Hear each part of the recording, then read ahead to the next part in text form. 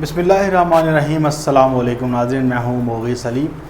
آج ہم بات کریں گے بھارت کے اس درد کے بارے میں کہ جو دیا میر بھاشا ڈیم جو عمران خان صاحب نے افتتاح کیا ہے گلگت بلتستان میں، اس کے حوالے سے بات کریں گے کہ اس کے افتتاح کے بعد بھارت کے اندر کیا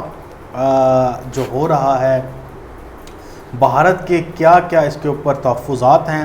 اور اس ڈیم کی اہمیت کیا ہے، اور ایک بڑا فیصلہ ہوا ہے وہاں پہ پاک فوج کے دستے تعینات کرنے کا فیصلہ ہوا ہے۔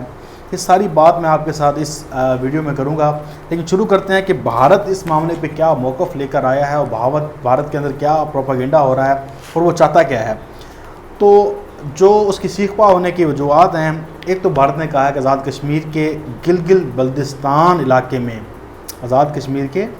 گلگت بلتستان علاقے میں دریائے سندھ پر دیا میر بھاشا ڈیم کی جو تعمیر ہے وہ ہو رہی ہے اور اس کی ہم مذمت کرتے ہیں، اور جو بھارت نے وویلا مچایا ہے اس میں اس نے کہا ہے کہ مقبوضہ کشمیر اور لداخ کا بڑا حصہ زیر آب آ جائے گا۔ مقبوضہ کشمیر اور لداخ کا جو بڑا حصہ ہے وہ زیر آب آ جائے گا۔ یہ ان کے وزارت خارجہ کے ترجمان جو ہیں ان کی طرف سے جو یہ سارا معاملہ ہے یہ آیا ہے بیان۔ انہوں نے کہا ہے کہ یہ جو بھارت نے یہ جو دیا میر بھاشا ڈیم ہے اس کے خلاف بھارت جو ہے وہ سخت انداز میں احتجاج کرتا ہے اور انٹرنیشنل طور پر اس کو اٹھائے گا۔ انہوں نے کہا کہ جو ہم آزاد کشمیر میں تبدیلی کی جو پاکستان کی کوششیں ہیں اس کی مذمت کرتے ہیں، وہ سمجھتے ہیں کہ ہم اپنے آزاد کشمیر میں، اور دوسری جانب انہوں نے کہا ہے کہ یہ دیا میر بھاشا ڈیم کی تعمیر شروع ہونے کے بعد یہاں پر سیکورٹی خطرات جو ہیں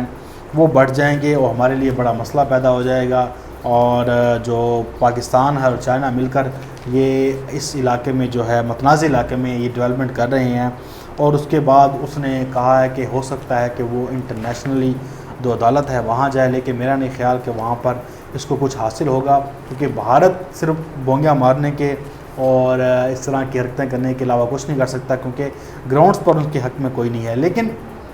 کچھ میں نے پوائنٹس لے کر آیا ہوں، یہ میں نے لازمی سمجھے ہیں اور یہ آپ تک بھی پہنچانے کی کوشش کروں گا، کیونکہ یہ بڑا کاز ہے، یہ پاکستان کا کاز ہے،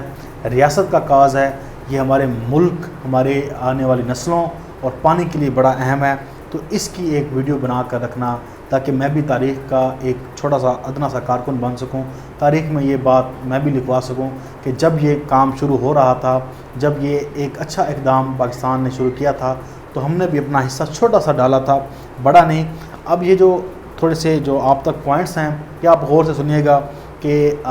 کیا آپ تک بھی سمجھ آئیں، آپ کو بھی سمجھ آ جائیں اور میں بھی سمجھا سکوں۔ یہ ہے کچھ اس طرح سے کہ اس کی جو لاگت ہے وہ 442 ارب روپے کی لاگت جو بتائی جا رہی ہے۔ اس کے بعد جو وزیر اعظم نے عمران خان نے ہدایت کی ہے کہ 2 دسمبر 2020 تک پاک فوج کے 120 دستے یہاں پر تعینات ہوں گے سیکیورٹی کی وجہ سے یہاں پر، کیونکہ بڑا مسئلہ ہو جائے گا اور یہ جو علاقہ ہے بڑا سیکیور کرنا پڑے گا ہمیں۔ یہاں پر جو ملک کے حالات ہیں، جو بھارت دہشت گردی کراتا ہے، یہ ساری چیزیں دیکھنی پڑیں گی۔ 120 دستے دسمبر 2020 تک عمران خان نے کہا ہے کہ یہاں پر تعینات کی جائے، منظوری دی جائے، اور ریاست ایک پیج پر ہے، حکومت بھی اور ہماری اسٹیبلشمنٹ بھی۔ اس کے بعد جو ہے وہ عمران خان صاحب نے جب دورہ کیا تھا تو ان کے ہمراہ آرمی چیف بھی تھے، D G I S I بھی تھے، تو سارا آپ نے دیکھا وہ سارا معاملہ تھا۔ اب اس کے بعد جو ہے وہ یہ دورے کے بعد آنے کے بعد یہ اجازت دی گئی ہے سیکورٹی کو معاملات کو دیکھنے کے لیے۔ یہ جو دریائے سندھ پر تعمیر ہونے والا یہ ڈیم ہے یہ دنیا کا سب سے بڑا RCC ہوگا، جو 81 لاکھ ایکڑ فٹ پانی ذخیرہ کرنے کے کام آئے گا، جو گنجائش رکھے گا، اور اس ڈیم سے ملک میں پانی ذخیرہ کرنے کی جو صلاحیت ہے وہ 48 دن ہو جائے گی۔ 48 دن تک پاکستان اپنی جو پانی ہے وہ ذخیرہ کر سکے گا۔ دیا میر بھاشا ڈیم جو ہے وہ اس سے سالانہ جو بجلی ہے 18 ارب 10 کروڑ یونٹس سستی ترین بجلی میسر آئے گی۔ 18 ارب 10 کروڑ یونٹس ہیں یہ، اور یہ ڈیم 30 لاکھ ایکڑ رقبے کو سیراب کرنے کے لیے پانی فراہم کرے گا۔ 30 لاکھ ایکڑ جو رقبہ ہے اس کو سیراب کرے گا، پانی دے گا، فصلیں اگیں گی اور ملک کے لیے اناج پیدا ہوگا، اور بہت سے کام کیے جا سکتے ہیں۔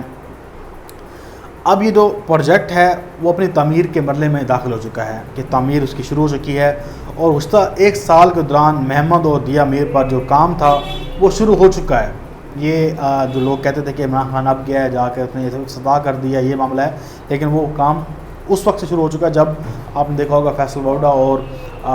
ثاقب نثار صاحب گئے تھے وہاں پر اس کا افتتاح کرنے کے لیے۔